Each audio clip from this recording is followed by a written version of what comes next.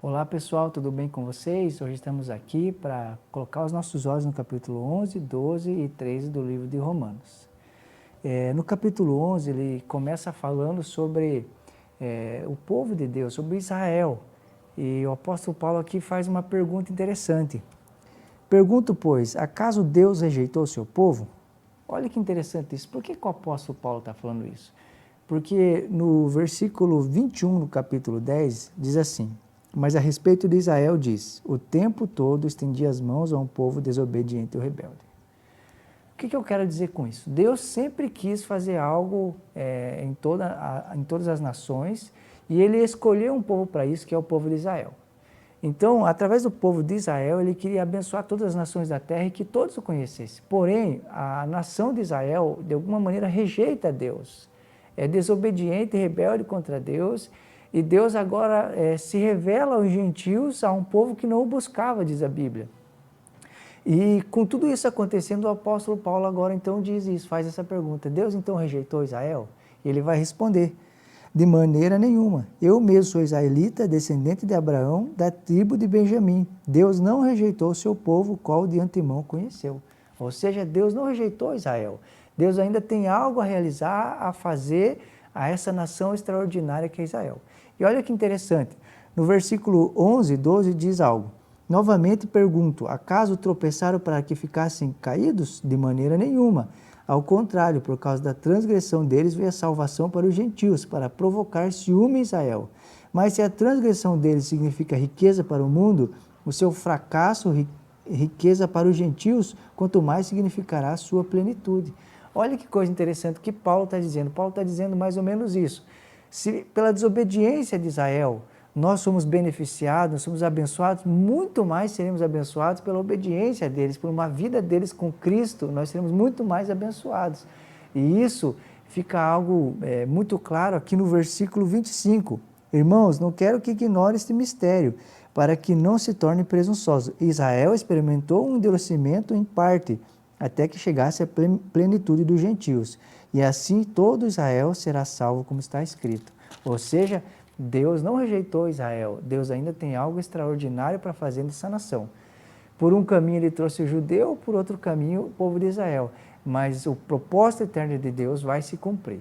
E olha que interessante, aqui no capítulo 12, diz assim: portanto, irmãos, rogo-lhes pelas misericórdias de Deus, que se ofereçam em sacrifício vivo, santo e agradável a Deus, e este é o culto racional de vocês.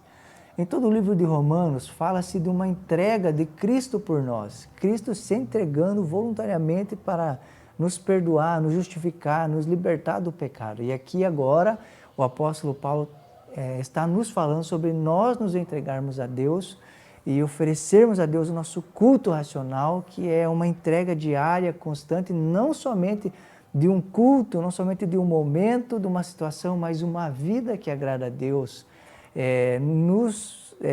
Nos condicionando, se é que eu posso dizer assim, e pensando constantemente em como honrar a Deus através daquilo que fazemos com as nossas mãos, através daquilo que olhamos, através daquilo que ouvimos, ou seja, uma vida que honra e agrada a Deus e que voluntariamente nós nos entregamos. Não é algo que alguém rouba, não é algo forçado, é algo que é entregue de maneira preciosa a Deus. E aqui no versículo 2 ele fala assim, ó, não se amoldem ao padrão deste mundo, mas transforme-se pela renovação da mente para que sejam capazes de experimentar e comprovar a boa, agradável e perfeita vontade de Deus. O mundo tem um padrão, tem uma maneira, tem um jeito de viver e levar a sua vida.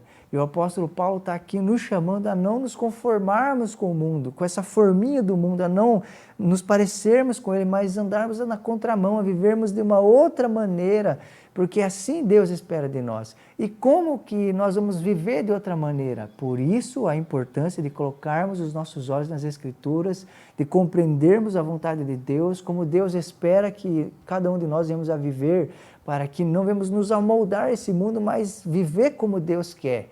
E isso com certeza vai honrar a Deus. E aqui ele continua falando, talvez ainda nesse pensamento de não viver como o mundo.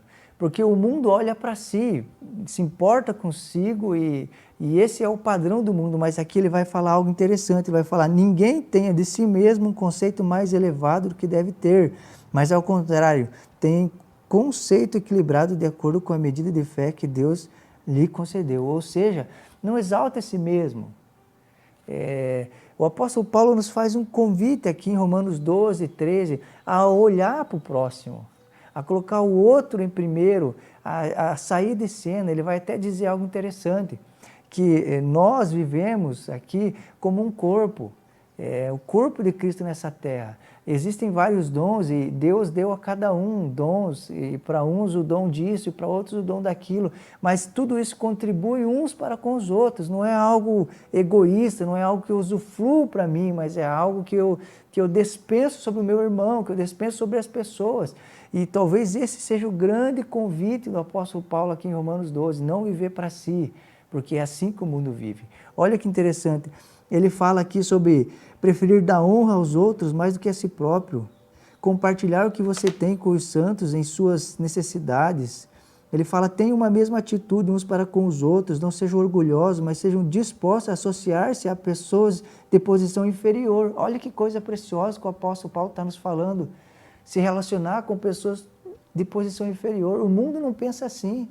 O mundo tem outro padrão, outro sistema, mas Deus está nos chamando através do apóstolo Paulo a vivermos pensando no outro, tendo todos por estima, entendendo que cada um é importante, porque assim Deus espera.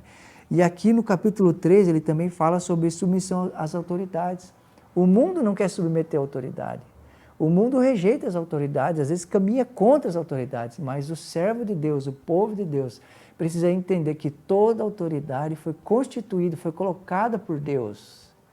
E nós não somente precisamos entender isso, mas nos sujeitarmos. Olha o que diz aqui. E por isso também que vocês pagam imposto, pois a autoridade estão a serviço de Deus, sempre dedicadas a esse trabalho. Ou seja, as autoridades estão a serviço de Deus.